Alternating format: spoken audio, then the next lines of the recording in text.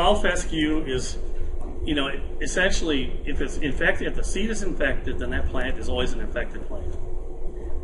You do not all of a sudden cross-hybridize and get infected fescue.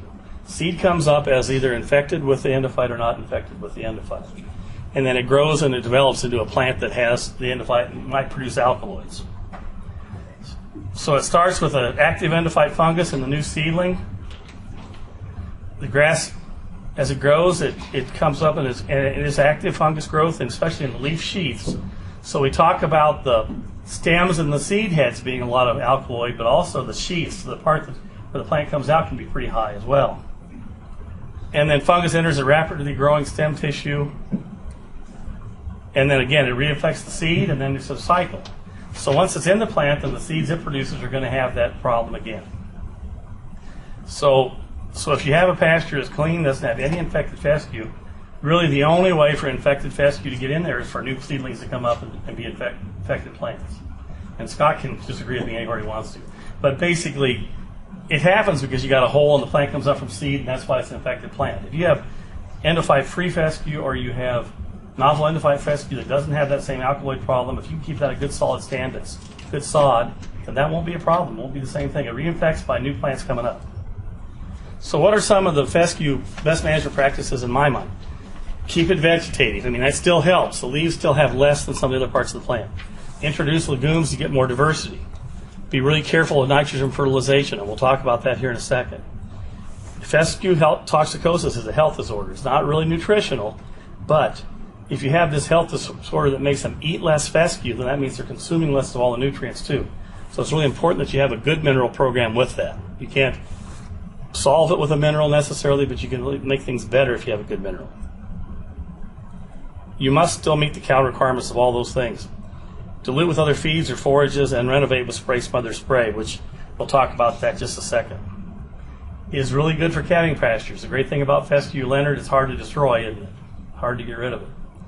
And then hay will, and then one thing about it, Scott's going to talk about the fact that hay does not get rid of the problem, but when you do harvest hay and let it sun cure, there's some data to show that it reduces the amount of alkaloid in that. So probably the hay is a little bit less high concentrations than the actual fresh grass. If you stockpile it, you want to control how long the stockpile period is again, because you want to keep that forward feed vegetated. The biggest problems I've probably seen have been on calving pastures. The cow has not seen the place since May 1st, and the first place a cow goes back is Thanksgiving, and that's probably the worst case scenario for getting on to fescue, because you got all that old growth plus fresh growth and probably pretty high alkaloids. Source genetics from herds with fescue, because obviously if this cow got bred and had a heifer calf and she was born in Appanoose County, Iowa, she's probably got a chance for her calf to probably raise a calf too, because she was in that environment, right? And some mineral additives, like I mentioned, there's some data that shows some response, but honestly, most of the additives might show a difference in grazing behavior, but there's really no studies that are unbiased that I know of that ever show a difference in performance. And maybe Scott will have a different view on that, but there's some that might show they might graze a little more, spend less time in the pond, but it doesn't result in it showing any more gain. So fescue is a vasoconstrictor. This alkaloid restricts the blood flow. It causes fescue foot, poor femoral regulations, low feed intakes, low rate of gains, calving difficulty, and certainly with mares, very serious problems with birthing, and then poor milk production. And this is what fescue foot would look like. So, what's your worst case scenario is having some that slough off enough of the foot that you have to destroy them. And I've had herds that I've been involved in Iowa the last 3 years where we had animals we had to destroy, because once they get to this point, there's nothing you can do to help them. And also sometimes just they really try to find any place to find a wet buddy place to get cooled down. So that's another side. Also long hair, they don't shed very well, things like that. So here's an idea if you want to talk about how long does it take to recover. Well, the red line is infected with endophyte, the one with the alkaloid, and the other two are either endophyte-free or novel endophyte varieties. And you can see that it never really completely recovers. I mean, the gain's back, and they're not going to get compensatory gain coming off of infected fescue to make it back up, but at least they're going to gain nearly as fast eventually. So they're going to reach an end point. If you feed them, they're going to do all right. But I think, Scott will probably have some ideas on how long you think it takes, but I think there's a lot of evidence to show it takes 30, 60, 90 days sometimes to work it all out of the system. So it takes longer to get rid of it than you might think. And then, one thing to keep in mind, and we're going to show you a few charts here, that problems are there even if you don't see any visible signs. A lot of times I'll talk to people and say, I don't have any problem with fescue because I don't have any tail switches I've lost off my cows. But that doesn't mean that's the only sign of how you'd have trouble with fescue. I think there's other lower level things that are a problem, like gain and reproductive losses. The seed heads and stems are worse, but alkaloids are in all the plant, like I mentioned. So cattle that are really naive to it, or cattle that have high blood flow or high nutrient requirements, probably have more trouble even with lower levels of alkaloid than we think. Somebody wants to ask me, okay, what's the right number? If it's under 200, is it all safe? Well, it's not exactly that way. It's like it's more thresholds of how dangerous it is or how little of it might take to be a problem for the cows.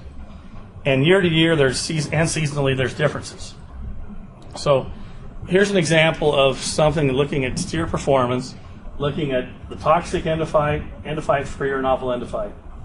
And you can see that any of it shows a lot less rate of gain if it was the infected fescue.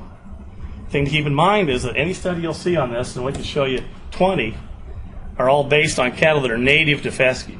This isn't based on me hauling cattle from Montana and putting them in Putnam County, Missouri. This is based on cattle that were raised somewhere in the same environment, and this is how much it reduces performance if it's infected compared to non-infected. So to say it's not a problem even if they're native cattle, they still have some problem. So the thing I want to mention here is that we talk about ergovaline being the main compound because that's the thing we think about with the alkaloid, but there's a lot of different other alkaloids that are kind of matched up with this also. And so we think that other things like ergonine or ergotamine are also things that probably contribute. It's not just the ergovaline.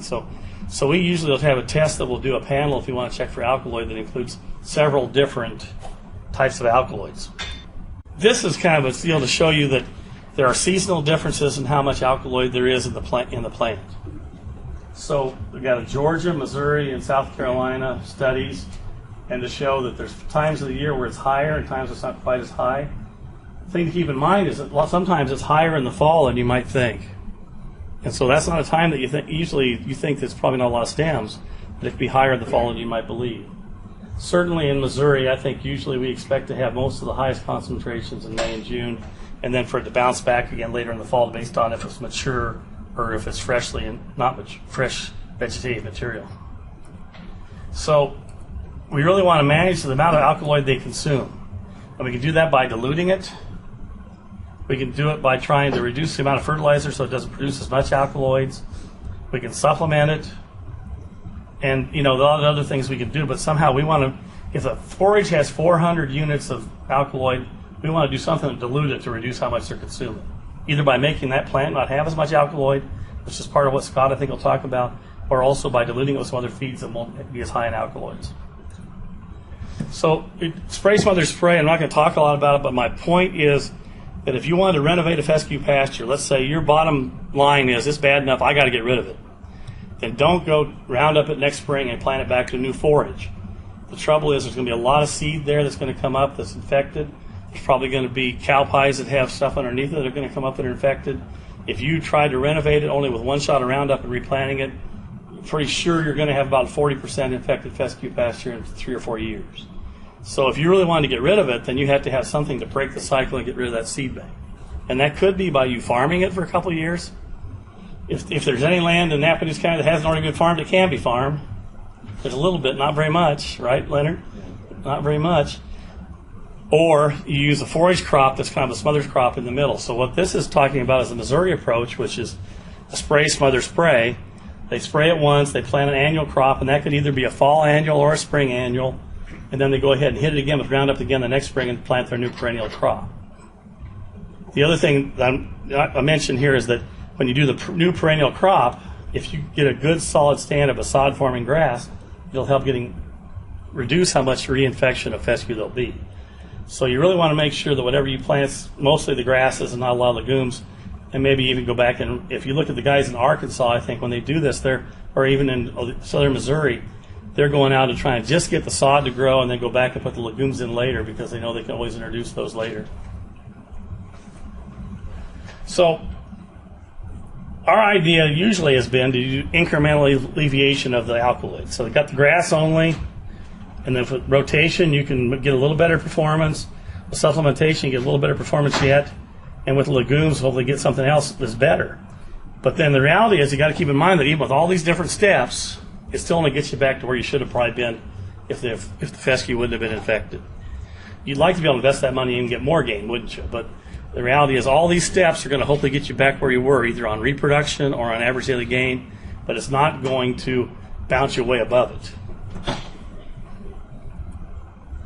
So if we could dilute the field with other forages, like I mentioned, we've got a lot less of these kind of grasses out here because we've got a lot of our improved pastures. But anywhere you can rotate them away to some other kind of forages, it'll reduce the amount of trouble with the alkaloid. And the other thing I mentioned earlier was nitrogen fertilizers increases the alkaloid concentration.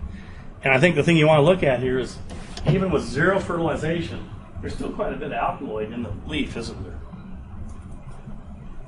And there's a lot more in the seed head. But as you go ahead and add more units of nitrogen, then it raises those even more. So that's why if you're going to use nitrogen fertilizer, don't put very much in the spring.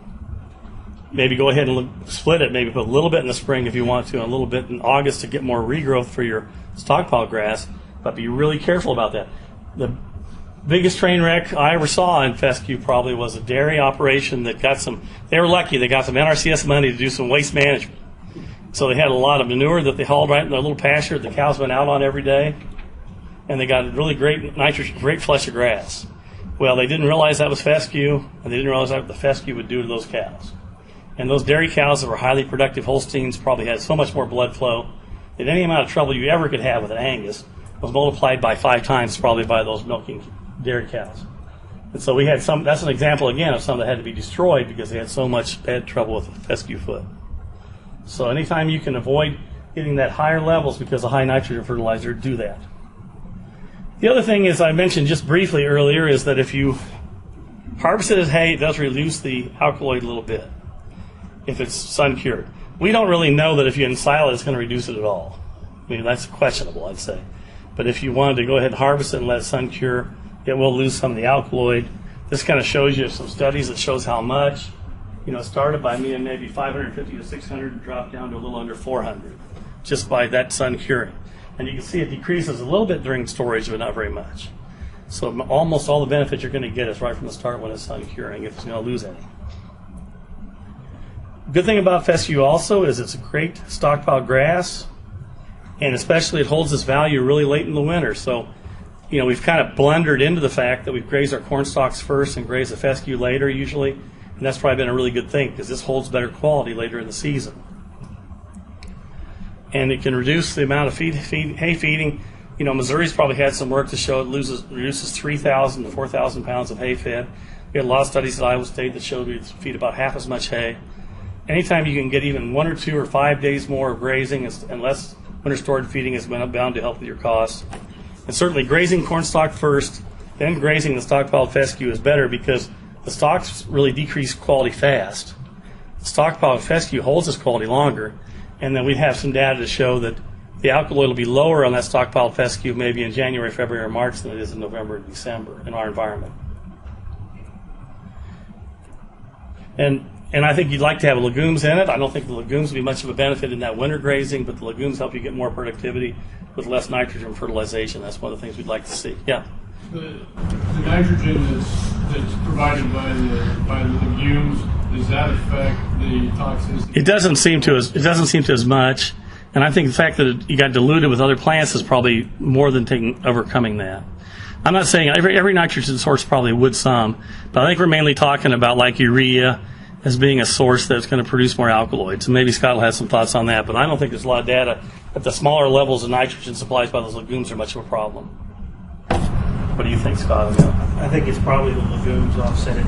There's something special about legumes. It goes a little bit beyond just diluting it out. There's also something about legumes, too, that seem to offset toxicosis. That's right. But Scott Flynn is a field scientist enraged in planter vegetation management. He does a lot of work on new herbicide products. He's certainly done some work lately with some of his herbicide products and how they impact seed head suppression on these grasses like fescue.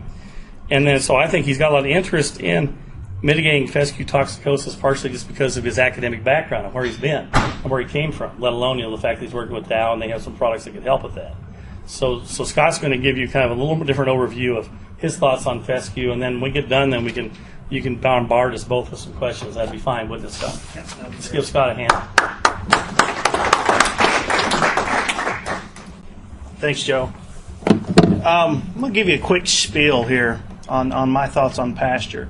I'm very much a purist when it comes to pastures. I think a lot of times our cattle producers all across the U.S., and I work with cattle producers across all the way from Kansas to Kentucky, and I think forages are the most underutilized, underappreciated resource we have in the livestock industry.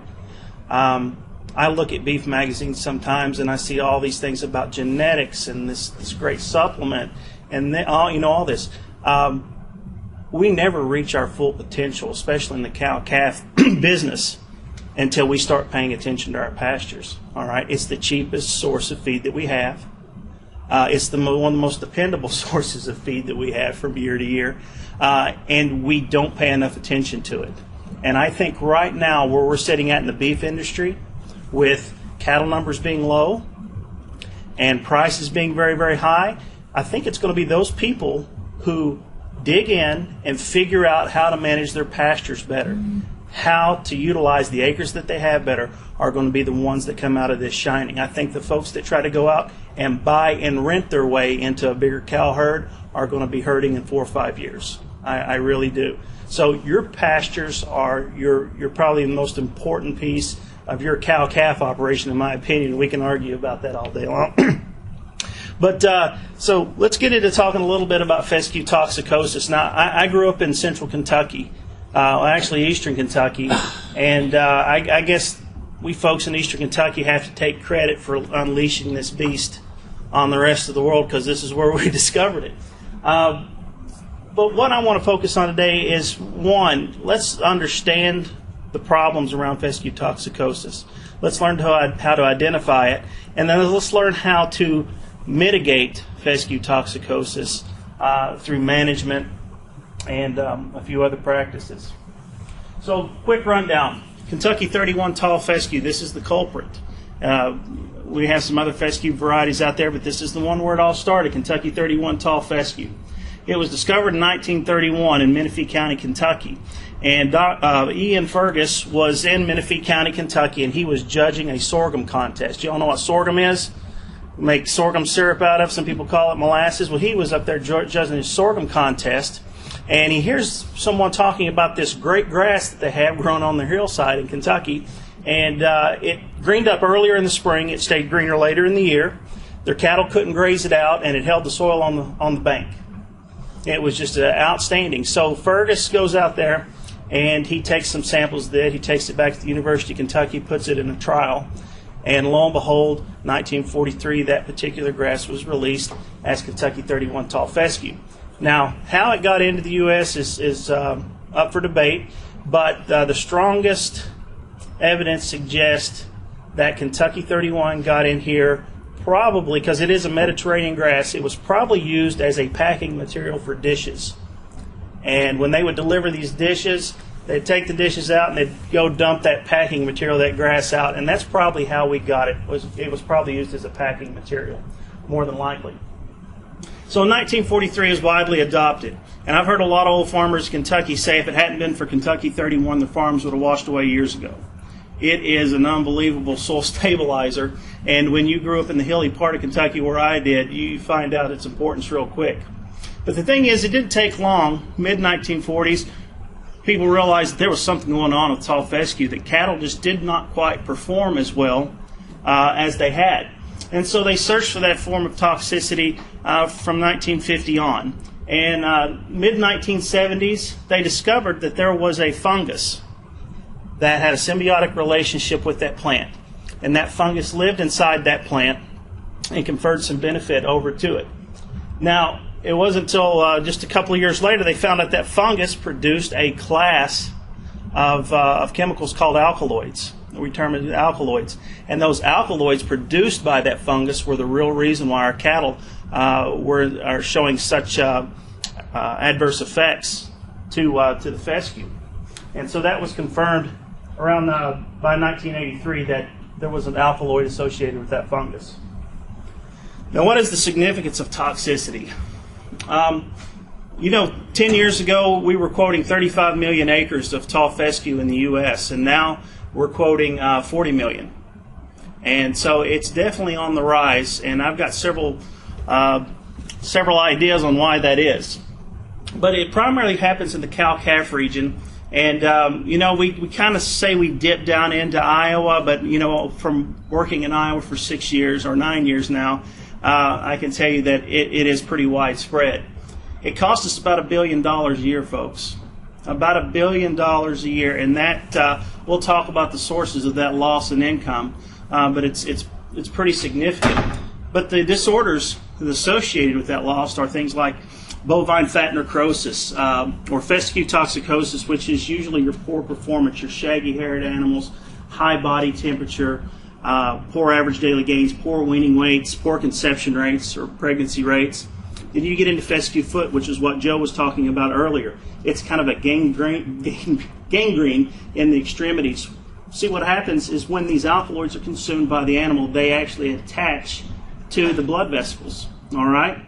And you think about the blood vesicles, how much smaller they are on the tips of your fingers and your toes than they are in the rest of your body. And so what happens, animals lose the tip of their ears, especially in the wintertime. They lose their tail switches because there's a lack of blood flow and there's a lack of body heat being transferred to those extremities.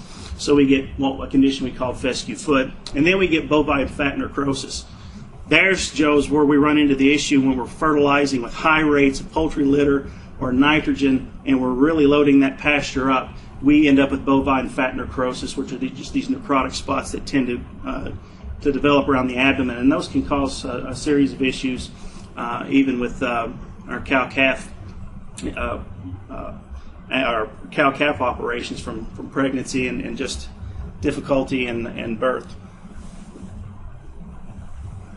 So my opinion on Fescue Toxicosis, I spend a lot of time on producers' farms, from Missouri most of the time, in Kentucky. Those are my two primary areas that I deal with Fescue Toxicosis, and that's probably about 45% of all the fescue acres in the U.S.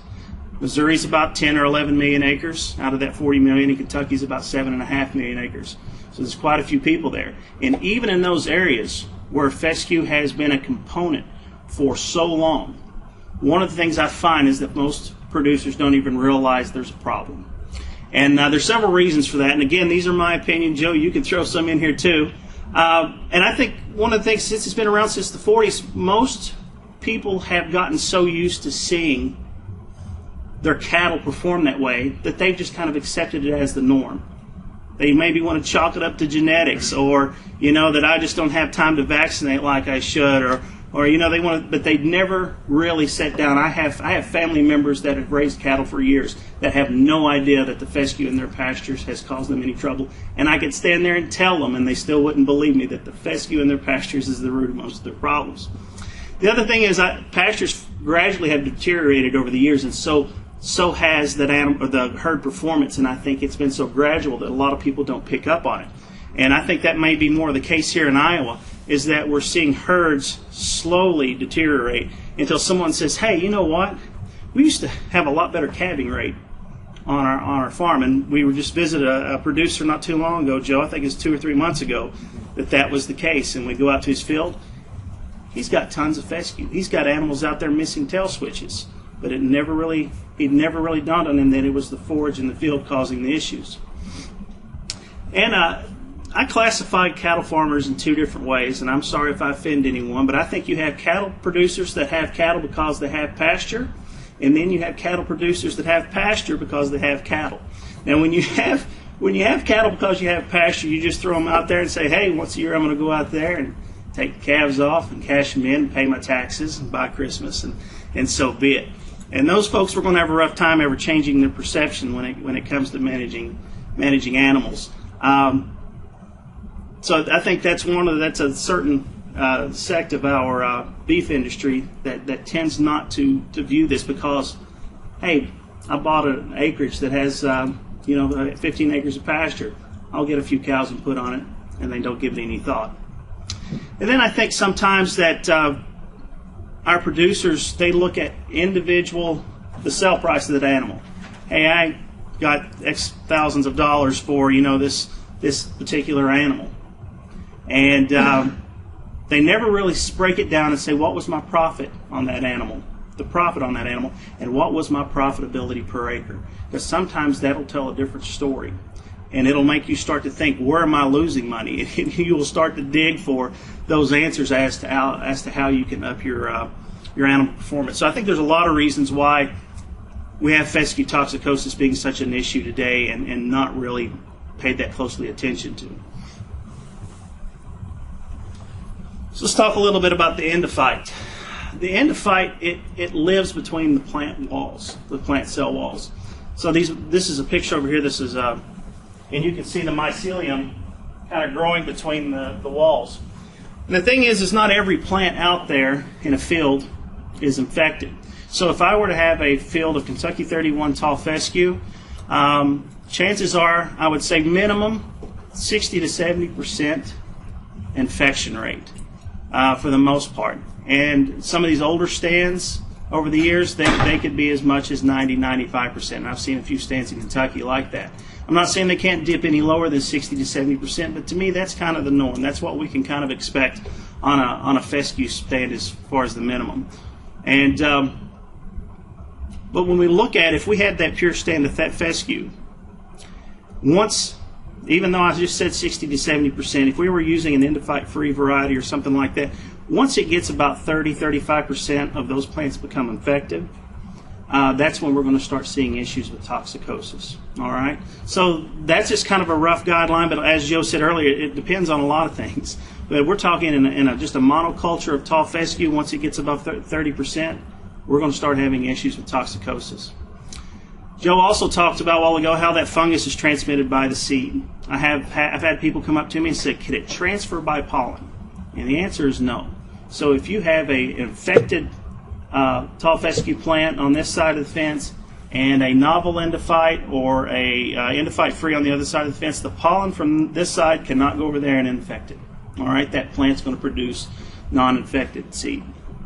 So we don't have to worry about it crossing. What we do have to worry about is overgrazing our pastures to the point where these grasses that are not as tough as Kentucky 31 get grazed out, and it creates room for the fescue seed. And that's how we kind of build and we expand these fescue populations in our field, is because a lot of times we're overgrazing, and it just opens up the door. It creates the real estate needed for fescue to take a stronger foothold into our pastures. Now that that endophyte, it confers some pest resistance. So insects are less likely to feed on fescue because of this fungus and because of those alkaloids produced. But the other thing is that fungus also tends to confer some drought tolerance. So one of the things about Kentucky 31, it is tough during drought. We certainly thinned out some stands, I think, in 2012, but I don't think we killed as much as we would have if we'd had orchard grass or bluegrass out in our fields trying to graze them. And part of that is just because of the osmotic adjustment, the sugar accumulation, improved root growth, all these things, leaf rolling, that give that plant protection during drought. Those are characteristics that endophyte actually gives us. Now the sad thing about it is, if you go out in your field, you cannot look at your field and say that plant right there is infected. That isn't. All right? It takes a lab test of some sort. There are some on-farm tests that you can buy. They're about $180, and you can take and test about 100 tillers, grass tillers, and you just mash them on this. You go through a 3 or 4 hour process, and they light up pink, or they show up pink, then it's an infected tiller. If it doesn't, then you've got a non-infected. And you can go through and kind of get an estimate of the infection rate in your field. Or you can actually submit to some labs to have your infection rate tested. But the thing is, you can't go out there and just visually look at it and say, I have an endophyte infected tall fescue stand.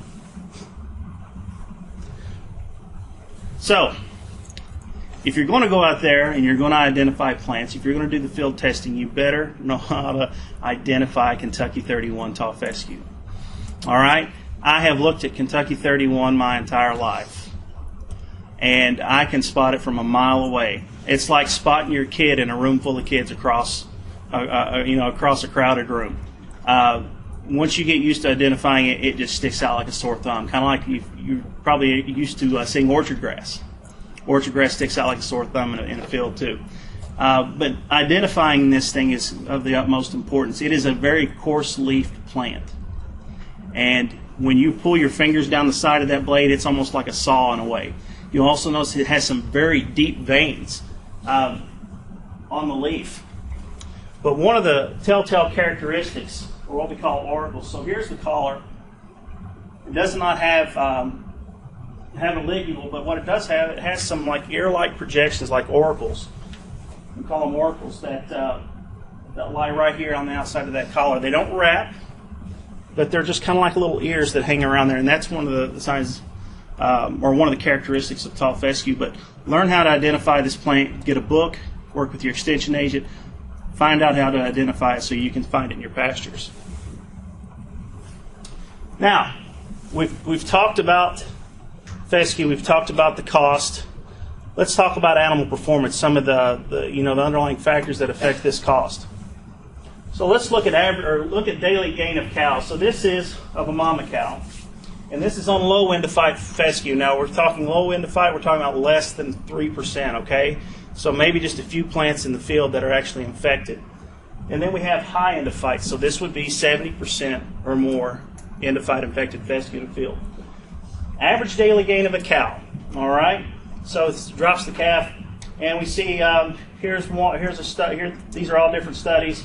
We have about a pound gain on low endophyte, but we're losing a half pound on endophyte infected. Over here, we're gaining a half pound. Here, we're maintaining our weight, maybe losing a little bit. But look at the numbers. All the numbers in this column are negative. This is something that we see, and this is something a good friend of mine in Missouri told me a few years ago. He said people who are cattle farmer or cow-calf producers who are grazing tall fescue, he said what they'll find is their cows are probably losing 50 to 100 pounds over the course of the summer. And their calves are going to show up, and they're going to be 30 to 40 pounds lighter than what they should be. And this is kind of backs that up. I mean, these research studies were done in the 80s and 90s. But animals who are cows that are grazing tall fescue tend to lose body condition, folks. And I'm going to talk about why that's important in a second. They tend to lose weight, where animals grazing on higher quality or other species tend to gain weight. Now, this is where it really hurts the beef industry. This is where it really hurts the cow-calf industry, and this is on pregnancy rate. I'm not going to say conception rates. I'm going to say pregnancy rates. Animal scientists can correct me later. But some animals, a lot of our animals, they will conceive on that breeding, but the thing is, they will not stick. They will not hold. They will have an early term abortion with that calf, and our pregnancy rates go down. And this is from several studies done in the 80s that we see animals breed, but they don't stay bred throughout the season. And so that's a concern. And so pregnancy rates among low and high endophyte infected pastures, we see that for the most part we're 80%, somewhere around 80% or above on non-endophyte infected. And 85 is a number that kind of sticks out to me that I constantly see out there, 85% conception rates. But once you put that endophyte, or once you deal with that endophyte, 75% is about the max I see on these heavily endophyte or these heavy fescue pastures. So we're taking a big hit, 10 percentage points or somewhere thereabout, from not having endophyte infected or having endophyte infected fescue. And I don't think there's a cow-calf producer in this state that would look me in the eye right and tell me they wouldn't want 10 more calves per 100 cow herd. Not one. So that's pretty significant. And we've been doing some work in Missouri where, and I can talk a little bit more about it later, where we've made significant progress among some big cattle producers to get these conception rates up that it makes huge difference to the bottom dollar. Now let's look at those calves. So these calves, while they're on the cow side, these cows are losing body condition, all right? Chances are they're also losing pounds of milk produced per day. And that's coming out on our average daily gain of these calves. And you can see we're losing anywhere from a quarter up to a half pound, roughly, average daily gain in those calves while it's on that mama's side. And that directly comes out in that adjusted weaning weight, that 205-day adjusted weaning weight. Here, you're going to see calves that are anywhere from 40 to maybe 100 pounds lighter than they would be if their mamas hadn't been grazing tall fescue or endophyte infected tall fescue. Appearance is another telltale factor that you have fescue, but it's also cost us at the sale barn as well. Now, these are 2 yearling heifers. They have not had calves yet, so their body conditions look pretty decent. But look at the difference in the hair coat. They're as woolly as they can be. These are yearlings. Old cows do not show toxicosis in their hair coat like yearlings do. They tend to be a lot slicker. But this was a study I had in southern Missouri. These are Brangus, folks. These are not Angus. A lot of people think you have Brangus, you're not going to have the issues with toxicosis. You'd still do. All right? Maybe not as bad, but it's still there. The cow on the right, thick hair coat, rough hair coat. The cow on the left, thick, rough hair coat. The cow on the right across the fence on a field where we've been mitigating toxicosis. In the producer's word, he said every cow that I took off that pasture looked like that one right there. He said a fly could not stand on their back because they were so slick. Those were his words. He saw that difference right away. But usually we do see, especially in cows, we do see a reduction in body condition. Now, this is what happens when we start reducing body condition. This is where fescue toxicosis really beats up on us in a cow-calf operation. So you get down here in a body condition score 3. That cow's going to be lucky to breed. All right? And if they do cycle, it's going to take them nearly 3 months after they have a calf to cycle back. Get into a body condition of 4. It's going to take about 70 days for that animal to cycle after they had that calf, and you're probably only going to get about 50% conception rates. You get up here in the 5 and the 6 body condition score, you're cycling in under 2 months. You're breeding that cow back in under 2 months after you have that calf, and you're getting your conception rates 80% or better. This is one of the things that we see with fescue cattle. We were in a field this year, had fescue stressed cattle on one side, non-stressed cattle on the other side, and I'm standing there with the vet, and I said, what do you think about the body condition score? He said the fescue cattle with toxicosis have a point and a half or less in body condition score than the ones on the non-affected side. I mean, it was that evident by June of that year that there was a difference in body condition score between these animals. And that's where, in my opinion, that's where one of the reasons why we end up with such poor conception rates with our cow herds.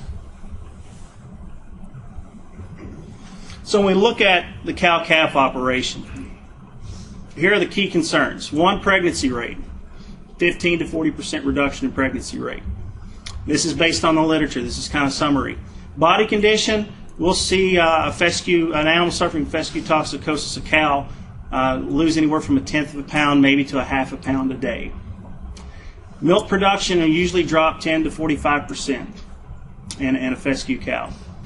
And what it's all probably related to is this right here, feed intake. Cattle grazing tall fescue do not consume as much forage, folks. They're too busy trying to cool themselves in the shade. They're trying to stand in the pond, what have you. But their average or their daily intakes are greatly reduced because of the stress. How does that pan out with our calves? Weaning weights, 30 to 80 pound reduction. Health and death loss. When you have an animal that's stressed, you're going to increase the likelihood of losing animals, or you're going to lose more animals. And then appearance, which is a big, well, maybe not as big of an issue as it was, but it's certainly going to cost you at the sale barn when you bring in an animal that's woolly covered in mud because they're so heat stressed. And the other thing is the body temperatures. I told you a while ago, because those animals cannot dissipate heat, because their blood vessels are constricted, they cannot dissipate that heat, and so we might see anywhere from a 1 to 4% degree increase in body temperature. Do you have a question? Bull fertility, is it impacted by this stuff? It seems like there have been a few studies that suggest that fertility was affected. Glenn Aiken, we were talking about this the other day, and he was looking at blood flow to the scrotum. I don't think he had seen any significant reductions in loss of blood flow. So where that lack of fertility is, maybe they just can't cover as many cows because they're stressed, and we just can't cover that many cattle, and that could play a part in it as well. But I think the bulls are definitely a component to this as well. Yes, sir. One of the things I see a lot of in our area is all the new pond construction that the NRCS is promoting, just fenced ponds. And we're recommending keeping cattle out of ponds. Is that adding to our problem if we don't let the cattle have access to water? I think not by. As far as long as they can drink just as much as they could before, I don't think I'm as concerned. Of course, yeah, standing in the pond can help cool themselves, but I'd much more be interested in mitigating toxicosis than I had let them standing in the pond to try to cool themselves off. And I don't know what your feelings on it, Joe. No, that's right. I think basically it does make they spend some time in the pond, but like we talked about before, some of these additives even show they spend less time in the pond, yet the performance still isn't any better. So really, I'm a little more concerned about the fact that we've kind of taken all the shade out of these pastures. With the same reasons, basically for manure distribution and stuff like that. Because really, there's also a downside to having those cows in the pond, not only from destroying the pond, but just plain water quality. So we've had trouble even with that blue-green algae and losing some cows to that the last couple of years. That wouldn't happen if they wouldn't have had that. So I think in the long run, you're better off not having the pond, but there is some concerns about the shade, I think, that could also contribute to some of this. And I will say, in southern Missouri, where we're dealing with these Brangus cow-calf herds, they could care less if as long as we're mitigating toxicosis, they could care less if there's shade out there or not. They'll be out there grazing around noon. And then the cattle on the other side of the fence that are suffering from toxicosis, they're still Brangus, they'll be standing in the shade. So certain breeds, certain areas, I don't care if we even have shade. The cattle don't care if they have shade. They'll be out grazing in the middle of the day. You had this gentleman right here behind you had a question first. You keep mentioning mitigate, so there's no way to ever get rid of fescue, correct? No, there is. We could talk about. I talked a little bit about that spray spray. You can completely kill it and replace it with another forage, and you can keep it out. There's some work down there in Columbia where they've got side-by-side pastures with pastures that are Endophyte free and pastures that are Kentucky 31. They never reinfect the other. If you keep a good solid stand of sod, you're never going to go to seed. So yeah, you can get rid of it, but you cannot change an infected plant to a non-infected plant. You got to either kill it, or you got to do like he's talking about, mitigate the effect and reduce the amount of alkaloid. Right. So if you can reduce the amount of alkaloid enough, then you can have good enough cattle performance and still have fescue. And I'll have guys in Oklahoma that'll tell me if I had one grass to own, to have in my pastures, it'd be Kentucky 31, because it's going to be there year after year. You'll find people that look at Kentucky 31 as being so reliable, they'll keep it as at least a component on the farm, at least in some of their pastures. So managing it has been really what we've focused on over the past, couple of decades. How do we manage toxicosis? And then there's a cost associated with going in and cleaning out these pastures and starting a new fescue stand. The seed is not cheap, and that kind of deters people as well. Sir, you had a question? Yes. Let's say, if we can't, have a threshold on this fescue in our pastures, ADM out there promotes, they have some mineral that works with that toxic, and it opens their blood vessels and keeps them out of ponds, out of shady areas. If you can't control the fescue, is this the type of mineral that will work or Okay, I'm gonna give you kind of word of mouth. I work with some vets. There's a vet down in southern Missouri that I work with, and he consults all the larger cattle producers, and he says that he's seen very little evidence to suggest that mineral tubs can mitigate toxicosis to that point. I don't think it opens up their blood vesicles. I tell you what I do think they have the opportunity though to increase the plane of nutrition enough, and I'm going to talk a little bit more about that in a second, why that's so important, that it can help, but I don't think it's enough to just completely do away. It's going to take more than a tub. And that's an example, of there's lots of different things that have shown like some problems here and there on study, and this would be the good example, would be the Endophyte has been researched for a 3-year study at Tennessee, and it showed some difference in grazing behavior. The cattle spent less time under the shade, but it had no difference in animal performance for a 3-year study. So they think there could be something there, but it couldn't be backed up by animal performance. So I think, and the reality is it's still kind of back to another one of those steps to alleviate it. But if it's a good mineral and it doesn't cost that much more and it's got good available minerals, there's no reason not to do it. If it's not too much more expensive. It's just one of those deals that's hard to find any reference. And then another good example would be there was some work done with ivermectin. And there was a good, really one study at Auburn that made it look like it was a complete answer to all our problems. But then nobody could make that happen again. So sometimes maybe there's certain times that something like that helps, but the noise helps that. And it could. If fescue's not a large component of your compasture, say you're down there and fescue's only 20 or 30, 40% of your pasture, yeah, a tub like that may be enough to kind of squash what effects you are seeing. But these pastures I get into in Missouri, you throw mineral tubs at them all day. That's pretty much where we are. Does the toxicity in the fescue increase the cattle on their mineral intake? You saying with the Endophyte in it, does it? Does it make them eat more? Toxicity, will that help make them eat more mineral? That's what we're fighting right now, and we have a bigger problem. I mean, mineral, the grass is fine, nitrogen. Well, yeah, so we can talk about that, and that may come back to forage quality. You take a field of non-fertilized tall fescue that may be under poor conditions, and by June, July, that fescue will be 7% crude protein. It takes 10.5% crude protein just to meet the requirements to produce 10 pounds of milk for a cow. And so, you might end up, and Joe, you chime in here too. The same on the mineral, basically fescue, when the NOMS group did a study on fescue on forage quality, and the lowest stuff on phosphorus and some of the microminerals was the fescue. So, but I think it's back to what Scott said before, they don't eat as much forage. So if they're fighting the fescue and they're eating, like, say, 25% less forage, then they're getting 25% less all the minerals too, so then they really need to eat more. It's just how much more. Yeah. Miss, you have a question? Can you go from like a non-infected pasture to infected pasture? How does What is that again? Can you go from a non? If you have a fescue in your pasture, can it be non-infected at some point and then later down the road? So it's just a matter of... It would be plants encroaching in there, but those plants would not become infected. It would be plants that are coming in from the roadside, or if you're buying hay, that's another thing. There was a lot of hay that crossed state borders back in 2012, and we were seeing weeds pop up in places. Yeah, and but the thing it does change is the amount of alkaloid.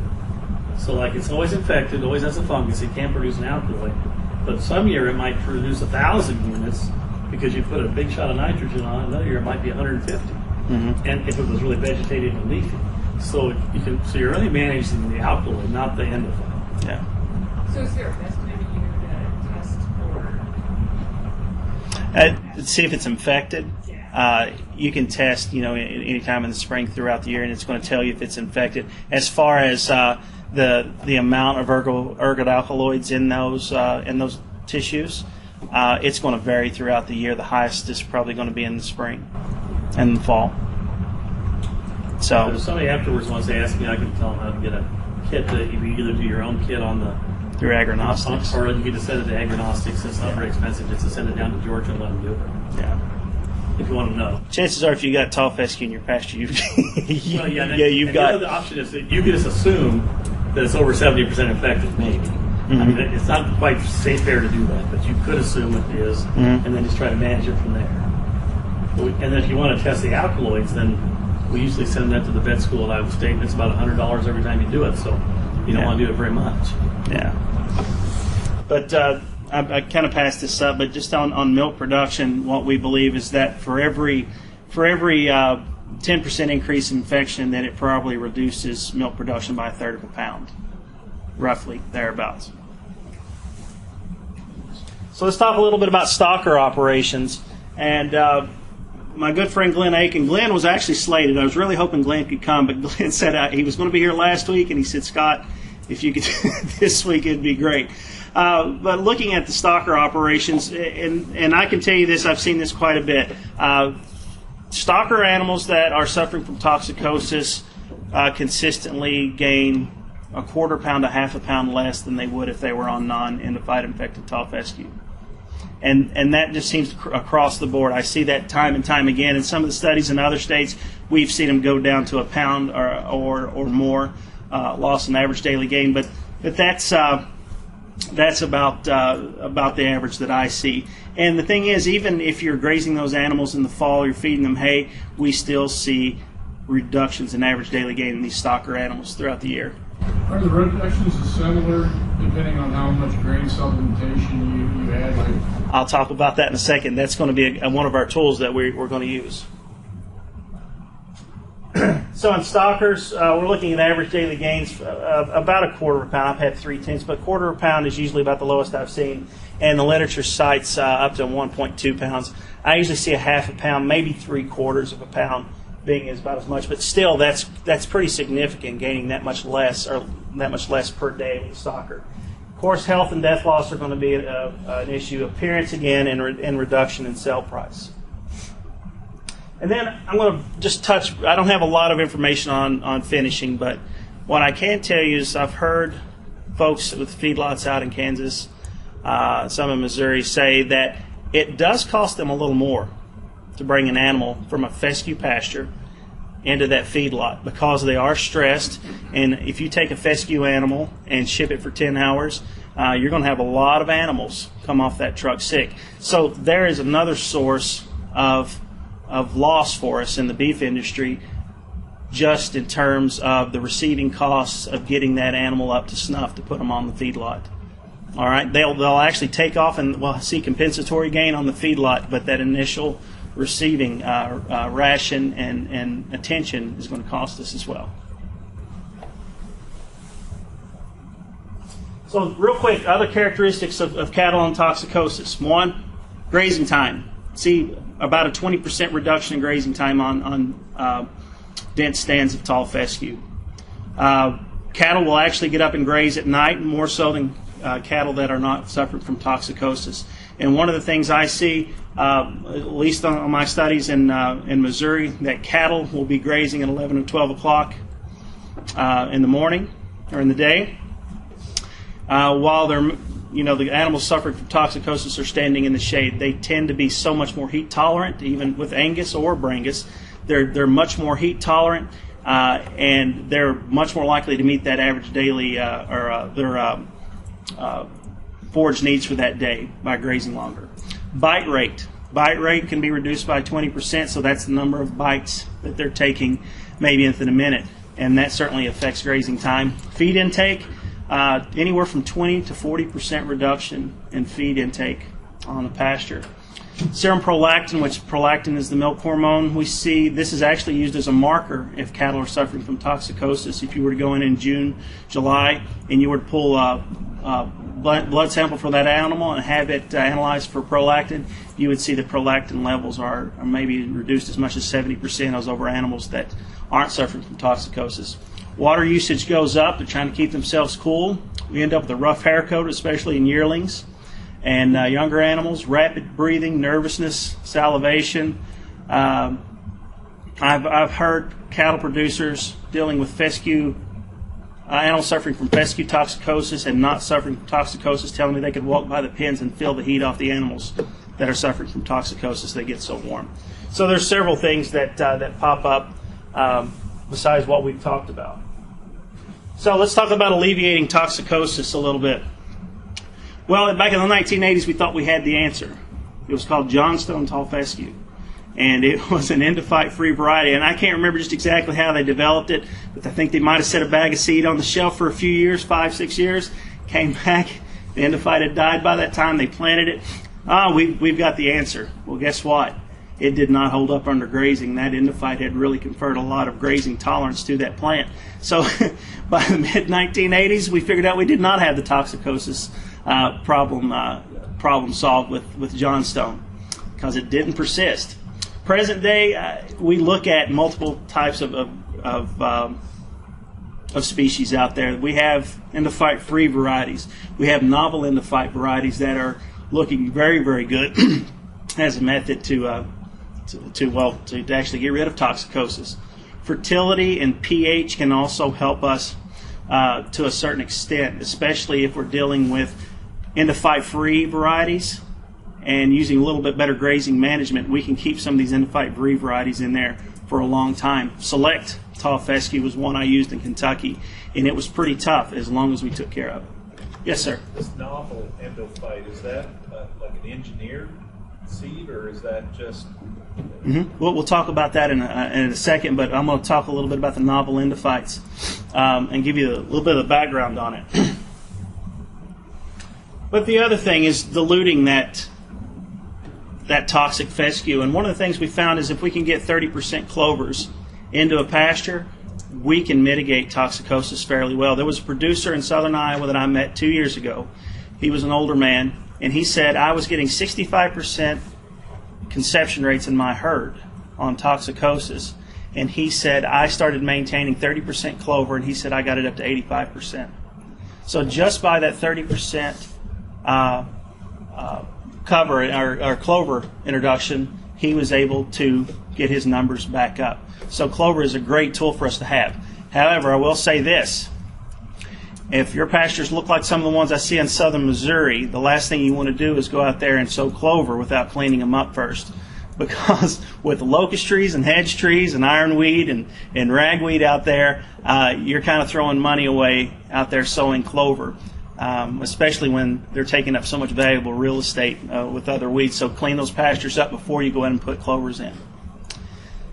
Other thing, dilute the sward with other grass species. That can be quite successful, getting up your orchard grass, your bluegrass, your brome grass. The other option is, and I see this more down south, we're starting to see some Bermuda grass varieties that are tolerating colder and colder areas of the U.S., but one was Wrangler Bermuda grass in Kentucky that they would rotate to, and found that by removing their animals off those toxic pastures and putting them on a warm season grass gave them better conception rates and helped those animals recover. You can have an animal recover, at least clear those alkaloids out of their system, in somewhere around 4 to 6 weeks is from what I've seen. And then here's your supplemental feeding. It usually is about around 1% is a common feeding rate, but pelleted soybean hulls have shown to have a really good fit with animals suffering from toxicosis. So supplementing 1% of their body weight with soybean hulls, distiller's grain, or a good quality hay. Those all tend to work as well. Yes, sir. Have you found in studies, will cows regulate on their own with free choice hay to adjust the diet to alleviate some of the symptoms? I haven't seen anything. Yeah. Yes, sir. You talk about using supplemental feeding. Won't that raise the body temperature more if you feed them, like say in the summertime when you're trying to alleviate? Yeah, I guess it can, especially with some of these feeds. But I mean, we're trying to target 1%. We're not trying to, I guess, overfeed them. But Joe, what are your feelings on? Yeah, I've had people say that before about not feeding them any grains and rumen activity raises the temperature and stuff. But I've never seen any data to support that. I mean, I think it definitely makes some sense that it would raise the temperature some, but you kind of get more benefit from diluting it. You know, we had a study that we did at McDade where we get almost twice as much gain on heifers if we supplemented them, like you talk about, 1% of their body weight than if we did on fescue. So, but you wouldn't want to use a high level of corn. I mean, I would think if you were going to do it like maybe 20-30% corn in the mix, and even the Missouri stuff would show that, because these ones that are lower in starch would probably have less activity that way. So you're saying don't use corn solely as a feed? Yeah, I would be more interested in using corn and gluten pellets, or corn and soybean hulls and gluten pellets. You know, in my own deal, I'm actually using 40% corn, and I think it's fine. But it's distiller's grains and gluten pellets in the parks. But I'm also feeding only about 0.5% of the body weight or something. So, yeah, like about for cows 5 pounds a day or 5-6 pounds a day, and for the heifers it could be 3 pounds a day. But I think you can get enough more benefit from dilution; it'll overcome whatever might be on the temperature there. Mm-hmm. I've seen cattle die for what they call caking them down in Texas. cake them. They would go out at these like hay cubes, and they would feed their animals out on the range. And I seen a young heifer right over in the ditch. I mean, yeah, and it was that case where they had overheated. So the supplementation, it meets their nutrient requirements, but does it also is the net effect that it reduces the amount of this Endophyte fescue that they're consuming? So it's doing kind of two things. It's actually doing 2 or 3 things, and we'll talk about that because there's a secret about body condition that I think is pretty neat. We'll talk about in a second. And we were talking a while ago about the novel Endophyte varieties, and there's 4 out there right now. Max Q was the first on the scene. There was one called Max P. It's down in Australia. These are the Endophytes they identified, and what these are, they're still producing alkaloids, but they're not producing the alkaloids that are harmful to the animals. And then Texoma, which is a new version of Max Q. It's using a different Endophyte. It's had a lot of success. Bar Optima is a soft leaf fescue. It's actually one of those that if you were to plant it and you were to have it reinfected with other fescue seed coming in, you would actually be able to identify it because there's such a drastic difference between the leaf, between the Endophyte and the Kentucky 31 and the Bar Optima. And then Kentucky's been working on one. It's using the same Endophyte as Texoma, and it's a numbered variety right now, but we're going to see that one come out in a few years, and I've heard that is really another great variety that's coming out. So the more we get out in commercially available, the more it's going to push this price down on these novel Endophytes. And then the other one, and this is the one I've worked with. Sir, do you have a question? On the last slide, so are you saying to go ahead and try and introduce them in the pasture with your fescue ready, or what are you saying, totally get rid of it altogether, start all over? Use that spray, smother, spray technique. Go in with 1.5 quarts, 2 quarts of glyphosate in the spring, plant a sorghum Sudan, come back in the fall, spray it with glyphosate again, and put your novel Endophyte in. One thing I might mention, Scott, is at the Cow-Calf conference at some of this time, we're bringing up a gentleman from Mount Vernon, Missouri, that's on their Grassland Alliance that's trying to basically get rid of as much Kentucky 31 as they can. And that's what he's going to talk about, is how he's changed all of his pasture by renovating it with novel Endophyte. So It's really the way to go. If you want to invest the money, it is the way to go. And then I've been working on this for the past few years, and this is seed head suppression. And this really kind of helps tie a lot of things in. And when you have a fescue plant that produces a seed head, once it goes to that reproductive stage, then you start to tank in quality. Your crude protein goes down, your soluble carbohydrates go down. The plant becomes less digestible. And this may be one of the reasons why this works, but when you go in and you suppress the seed head on tall fescue, you keep that plant vegetative. And you keep that crude protein higher. You keep the water-soluble carbohydrates. It's more digestible. And we're seeing animals, we're mitigating toxicosis in animals in southern Missouri right now by using seed head suppression. Seed head suppression with the chemical we're using only targets tall fescue. It does not target bluegrass. It does not target orchard grass. And so by going in there and suppressing that seed head, we're keeping a very high quality forage. But the other thing is the seed head on tall fescue is about 4 or 5 times more concentrated on a per weight basis with the alkaloids in the leaf tissue.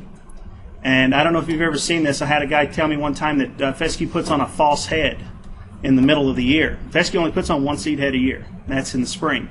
He said, if fescue puts up another seed head in the middle of summer, it's a false head. There's nothing there. And I said, no, that's where the animals come along and graze that seed head off. And they pull it off and they eat it. And they like to eat it when it's the highest in ergot alkaloid concentration. And we've seen this with steers. They would go through, and as soon as that would get in the doe stage, those steers would come through there and they would strip every head off that seed head. And it is 4 times more concentrated in ergot alkaloids than the leaf tissue. And so we initially thought that was the culprit right there when we would do seed head suppression. We found out that we also improved the plane of nutrition by keeping that fescue vegetative. We kept the plane of nutrition high enough that those animals had better body condition, and they were able to handle the toxicosis much better. It's going to hold quality later in the season.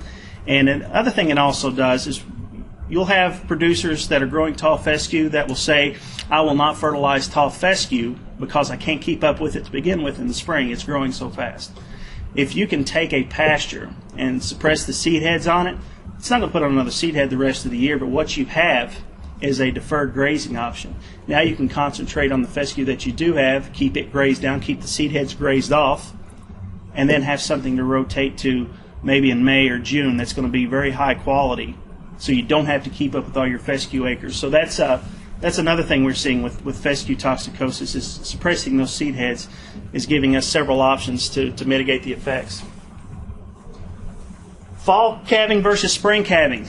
For those people in southern Missouri who have not adapted any type of way of mitigating toxicosis, my good friend who's a vet has got a lot of his producers now going to fall calving instead of spring calving.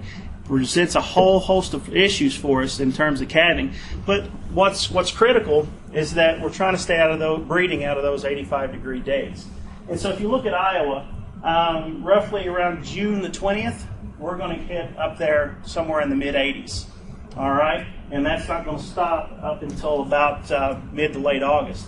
And so a lot of people who are spring calving are calving during this time. So it's getting those animals and breeding them outside that window has helped out tremendously in a lot of beef herds in southern Missouri who haven't taken any steps to improve pastures or mitigate toxicosis using other methods. So why do mitigation techniques work? Well, one, a higher quality diet.